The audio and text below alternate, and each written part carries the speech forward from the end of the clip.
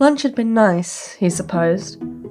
Lynn had taken him to a takeaway, a small bakery selling sandwiches and other pastries and cakes, along with, honestly, pretty excessive milkshakes, before walking to a park to find a bench to sit on. It was definitely the type of park he would have expected to find in Winterdrift. Tall trees and perfectly pruned flower beds. A man playing a lute nearby, not for money, but just to enjoy it. It was idyllic, and Caelan was torn between wanting to live here and knowing he'd get bored in less than a day. They joked between each other, talking about everything and nothing in between people watching. It was nice, in a way, if a little too domestic for Caelan's taste, but a nice respite from his normal life. Not that he'd be particularly upset when they got to Hirondale and they'd have to go their separate ways. That's all this was, a respite, nothing more. Len had given him a map to the library he was spending his afternoon in, along with detailed instructions on how to get in if he needed to. He thought the small wax stamp that the elf gave him to signify he was actually in his employ was a bit much, and hopefully he wouldn't need it. The time apart would probably do them both some good. The gods knew that having to spend so long with one person without a break was sure to either drive you insane or drive a wedge between you. In the end, he'd found a small bookshop, attached to a small cafe that seemed perfect for what he wanted. The bell rang as soon as he'd walked in, filling the entirety of the tiny shop and letting them know he'd arrived. For a while it seemed that there was no one manning the counter, until an elderly gnome woman seemingly appeared from nowhere behind some bookshelves and made her way up to the counter. Caelan smiled politely before heading back to peruse her stock for a while. A particularly interesting novel caught his eye, not something he would usually go for, but he did fancy a change once in a while. He had to use his own money to pay for it, which he was annoyingly running rather short on, but he didn't want to deal with the amount of change that would come from breaking one of the platinum pieces here. Nor did he want to draw too much attention to himself by pulling that amount of money out to pay for a small couple copper pieces book. Eventually he managed to find a small corner in the cafe, near to the fire, and ordered a coffee to keep him alert for the rest of the afternoon as he settled in. As fun as it sounded to take a nap here, he was in the middle of an unknown city and he'd rather not get himself ambushed. A part of him wanted to curl his feet up on the sofa, but he didn't really know the custom here. Would it be rude? Probably. He'd just have to deal with trying to get as horizontal as he physically could without putting his feet up on the furniture. The gnome finally came over with his coffee, placing it carefully on the table before hovering around for a few moments. Caelan tried not to notice, he did, but after a minute or two he couldn't help but look up with a smile. "Can I help you?" he asked in a friendly voice. He'd tipped enough, right? He could never remember just how much he was expected to in different cities. The gnome looked embarrassed, and it was only then that Caelan realised she had been in some sort of turmoil whether or not to actually speak. "Well, no, I was just wondering if I could help you," she replied, looking back and forth between Caelan and the chair opposite him. The half-elf couldn't help but look around the shop. There was a woman looking at books towards the back of the cramped space, but other than that there were no more customers. It must have been a quiet day. "Well, I'm fine with just my coffee for now. I just ate, but thank you," he responded, hoping to get the woman to go away without offending her too much. Well, no," the gnome continued, looking so torn that Caelan half wanted to be able to put her out of her misery. "It's just... You're involved with the Chasso boy, aren't you?"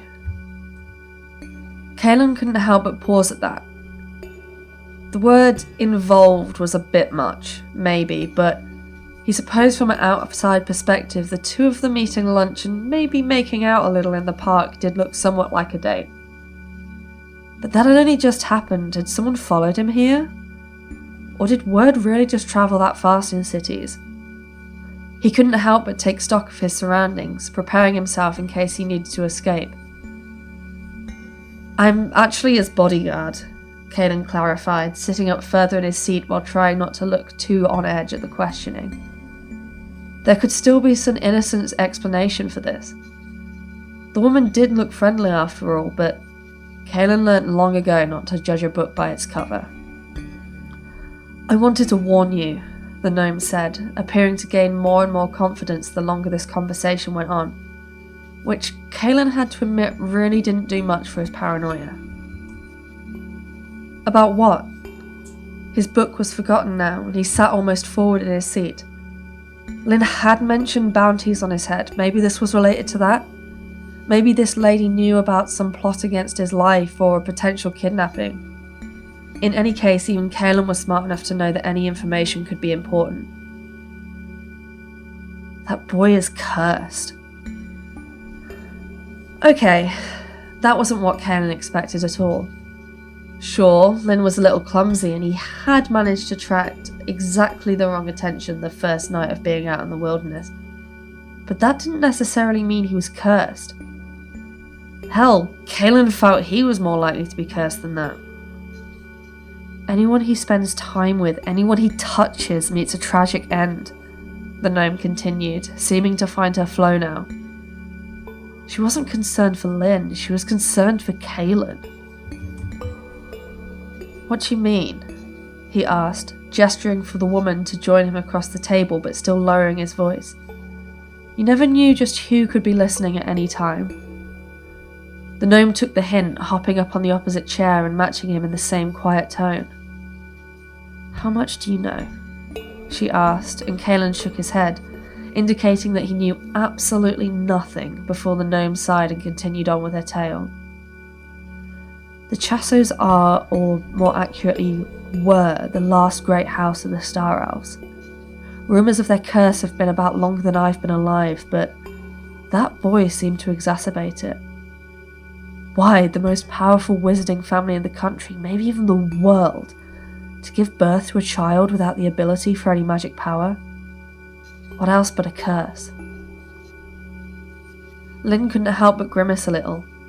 People were far too quick to assign blame to a curse nowadays, and even if he didn't understand it, Lynn had been insistent that his lack of magic had a scientific explanation behind it. But the gnome didn't appear to have finished. "And then the tragedy struck," she continued, and at least she did look genuinely upset. "It was such a shame.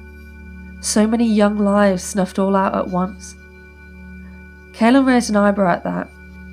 Usually if there had been some kind of massacre, the news would have reached even the most remotest part of the continent. "You didn't hear? Where have you even been?" He could see her eyeing him with skepticism, and it didn't feel great. He'd been travelling from town to town, mostly in the south of the country and in rural areas, taking on odd jobs, clearing out a cave of monsters, that kind of thing. News hadn't really reached him that far out from civilization. He could do nothing but shrug in response, not really wanting to go through his life story with this woman. She still looked a little concerned, almost as if she didn't believe him, but finally she sighed and continued with her story.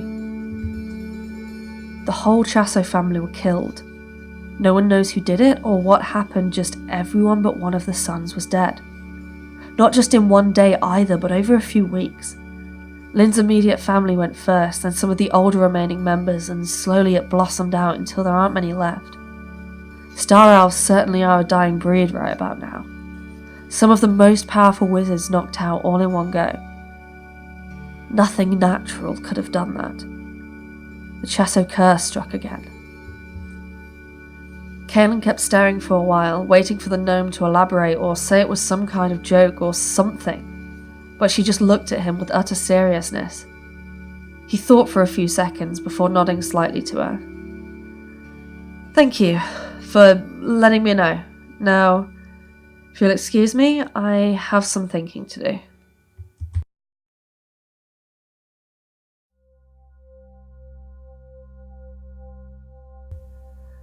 That evening, he was sat opposite Lynn in the kitchen of the house they were staying in. Well, he said house, it really was more of a mansion. The kitchen itself seemed like it was made to cater to grand parties, not just two guys sat around eating dinner. Not that dinner wasn't good. He'd eaten much better on the road since he'd joined up with Lynn, but this was something else. The elf had met him back at the house with some cuts of steak and a variety of fresh vegetables, and had spent the last hour or so running around trying to get it all cooked while Caelan sat back and watched, making polite conversation where he could. He was torn. A part of him wanted to ask about what had happened, get more information on what just went down that day. But another part of him realised that maybe it just wasn't his business at all. Lynn had been nothing but nice to him, and obviously he wasn't a danger. Surely he would have mentioned something if he thought something was out of risk of hurting either of them. "Copper for your thoughts?" Lynn asked, taking a bite of his steak with a smile, and Caelan realised he must have been quiet for slightly too long as he contemplated. "Oh, it's nothing really," he responded easily, and Lynn seemed to fall for the lie. "Just thinking about the book I bought earlier. It's good." And that was the trick to lying. Mix as much of the truth in there as possible. It was a good book, and he had been enjoying it. A part of him couldn't wait to get back to it as soon as possible. "Oh, what's it about?" Lynn asked curiously, and Caelan would have had to be blind not to see the opportunity there. He had seemed to believe the last lie pretty easily. What was the harm with going in with another? "It's about a curse," Caelan responded, watching Lynn's face carefully. He didn't seem to react with anything except genuine intrigue. "Oh?" he asked, one ear actually pricking up in interest, and that told Caelan all he needed to know. Controlling your ears as an elf was incredibly difficult. Lynn couldn't be concerned about it, otherwise his ears would still be pinned back. "What kind of a curse is it?" Caelan waved his fork casually, as if he was trying to brush off the conversation. "Oh, nothing particularly interesting. Just a guy that curses everyone around him. Kind of a King Midas kind of tale. I'm enjoying it more from the characters than the plot and the writing." Lynn nodded, and if he was worried about the conversation, he was incredibly good at hiding it. "Oh, could I borrow it once you're finished? It sounds interesting. Although, if it's written poorly, it might annoy me. I'm a bit of a stickler like that." He shrugged, following it with a small smile as if he was trying to apologise for it. And that might lead to a problem. The book wasn't terribly written, and it definitely wasn't about what Caelan had said it was about. Maybe he could try and find one like it before he claimed he had finished it? But that seemed like searching for a needle in a haystack, and Lynn had already figured out just how fast of a reader he was at this point. "Of course. No use buying another copy when you can just borrow mine, right?" he said casually, hiding his concern at how he was going to find a book that was like what he had described. "Yeah," Lynn responded, and Caelan wondered if he was this easy to lie to all the time, or if it was just because it was him. "You know, I have a lot of books upstairs that I rarely read anymore, if you wanted to borrow them." Caelan agreed before getting back to eating easily. This journey had been igniting all sorts of feelings inside him.